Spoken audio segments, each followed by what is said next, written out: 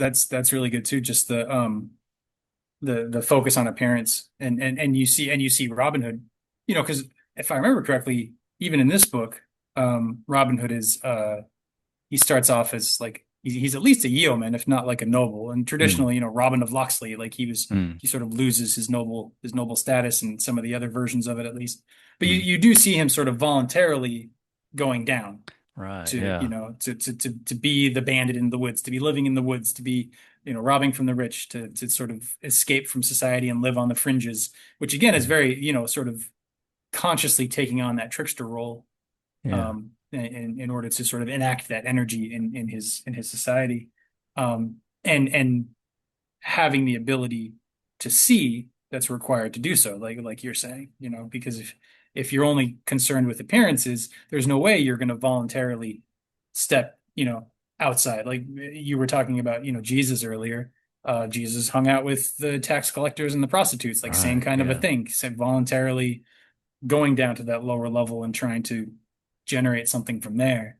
Yeah. Um, yeah. So that focus on appearances, and then the sort of inability to see because you were so focused on being Yeah. seen. Like that's really great. Yeah. I love that.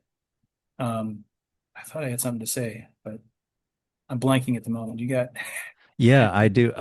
Well, so what you just said, I was thinking of how it's remarkable to me that many of the greatest teachers of history, like they said this about Confucius, I believe Buddha also had like literal criminals or people who had led a life of crime around them. No problem with that at all.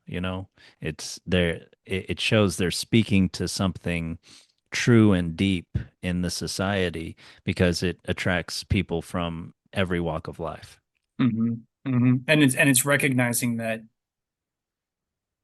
even, or also especially, those who are downtrodden in the society have a lot of things that are not being nurtured, not being cultivated, Mm, and that's where, I mean, that's what Trickster's there to do, mm, and that's where a lot of the hidden good is found, I think, in things. mm.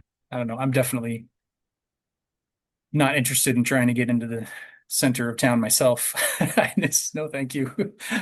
Not that I'm going to go around saving society or anything, I don't think, but the appeal of the margin and the sort of the ease of that area is much more. It just makes more sense. You can breathe better, you know. So Yeah.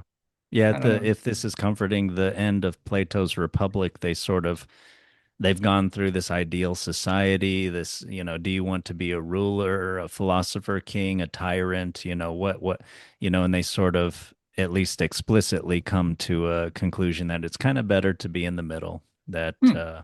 for sort of happiness, of sort of virtue and things. I mean, I think practically speaking, one would have, you know, more money, more problems. Like it is kind of, it is maybe in a way hard to sort of to mix things to for a rich man to pass through the eye of a needle, Right, so right. Yeah. or sorry, Yeah. harder for a rich man to get into the kingdom of heaven than it is for a camel to pass through the eye of a needle. But I totally knew what you meant. It didn't sound thank strange at all. you. I was like, yeah. Rich man, eye of the needle. Awesome. I got you. Yeah. I didn't even notice. That's funny. That's funny. Yeah.